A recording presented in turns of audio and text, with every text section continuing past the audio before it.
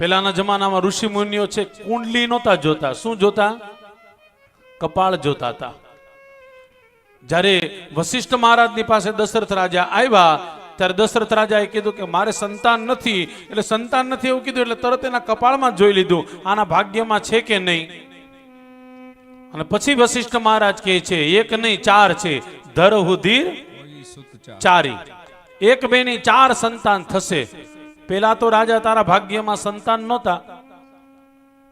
પેલા દિવસે જ કહી દઉં, દશરથ રાજાના ભાગ્યમાં સંતાન હતા નહીં, પણ કોના શ્રાપથી થયા? તો કે શ્રવણના માતા પિતાના શ્રાપથી. શ્રવણના માતા પિતા જ્યારે શ્રવણ મૃત્યુ પામ્યો ત્યારે એના માતા પિતાને ખબર પડી ત્યારે દશરથ રાજાને શ્રાપ આપે છે, હું તમને શ્રાપ આપું છું, આજે અમારા દીકરાના વિરહમાં અમે મરીએ છીએ, એમ તમારે 4 દીકરા હશે પણ તમારું મૃત્યુ થશે ત્યારે 4 માંથી એકય હાજર હશે નહીં.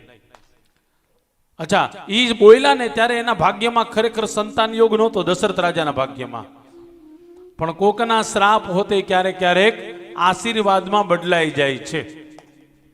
પૂજ્ય ડોંગરેજી મહારાજનો સહારો લો. અહીંયા ડોંગરે બાપા એમ ખાસ કહેતા ડોંગરેજી મહારાજ કે ક્યારેક ક્યારેક કોકના કુવેણ છે ને, ખરાબ વેણ, એનાથી પણ ભગવાન મળી જાય. કોકના ખરાબ વેણથી પણ ભગવાન મળી જાય છે. નરસિંહ મહેતાની એની ભાભીએ બહુ કનડતા હતા. નરસિંહ મહેતાના ભાભી એને મારતા હતા અને છેલ્લે તો એવી કથા છે નરસિંહ મહેતાને ઘરેથી કાઢી મૂક્યા હતા અને કીધું મફતનું ખાય છે, રોટલા તોડે, જાતો અહીંયાથી જતો રહે. નરસિંહ મહેતા બિલકુલ મનમાં કોઈના પ્રત્યે પણ રોષ નથી અને ડાયરેક્ટ શિવજીના મંદિરે ગયા. આજે હોતે તમે જુનાગઢ જાઓ તો એ શિવજી આજે પણ છે.